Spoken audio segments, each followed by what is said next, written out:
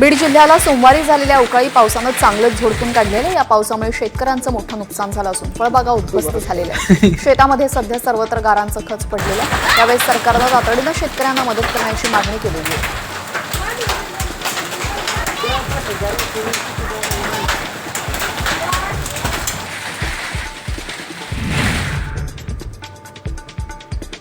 धाराशिव जिल्ह्यामध्ये विहिरी तळ गाठू लागलेले आहेत. त्यामुळे जिल्ह्यामध्ये 46 गावांमध्ये पाणी टंचाईच्या झळा बसत आहेत. प्रशासनाकडून 54 जलस्रोतांचं अधिग्रहण करण्यात आलेले आहे. सध्या 42 गावांना अधिग्रहणाद्वारे पाणी पुरवठा केला जातोय, तर 4 गावांना 5 टँकरने पाणी पुरवठा होतोय.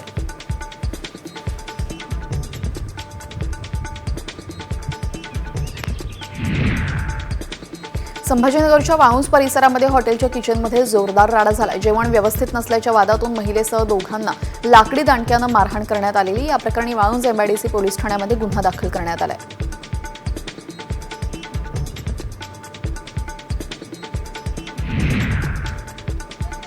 धाराशिवच्या तुळजाभवानी तीर्थक्षेत्र विकास आराखड्यास शिखर समितीनं मान्यता दिलेली आहे. मुख्यमंत्री फडणवीसांच्या अध्यक्षतेखाली शिखर समितीनं 1866 कोटीला अंतिम मंजुरी दिल्याची माहिती आमदार राणा जगजितसिंह पाटलांनी दिलेली आहे. तीर्थक्षेत्र विकास आराखड्यामध्ये मुख्य दर्शन मंडप आणि इतर सुविधा निर्माण करण्यात येणार आहेत.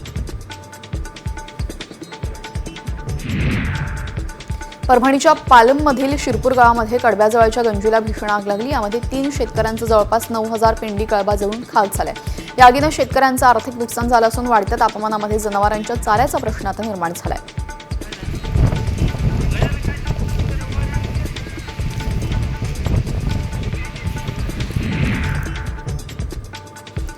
हिंगोलीच्या वसमतमध्ये चंद्रा गावाची गाय गोठ्यामध्ये नाही तर चक्क बंगल्यामध्ये राहते.